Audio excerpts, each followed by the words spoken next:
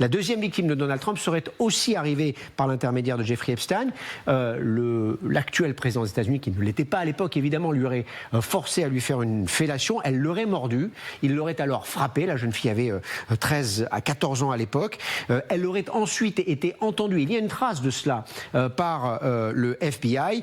Et ce témoignage, c'est là que c'est intéressant, fait écho à un autre témoignage qui est ressorti de manière anonyme dans un procès contre Jeffrey Epstein en 2019. En fait, l'histoire est exactement la même, sauf qu'à l'époque, eh bien, les interrogations étaient concentrées sur le pédocriminel, pas sur les autres personnes autour et dans son entourage. Quant à la victime anonyme, dans le cadre de ce procès, eh bien, elle a été indemnisée. Comment en est-on, Thomas, arrivé à ces révélations? Eh bien, un appel à un numéro d'urgence, celui du FBI. Une femme affirme que l'une de ses amies a été forcée à pratiquer une fellation à Donald Trump il y a 35 ans dans le New Jersey.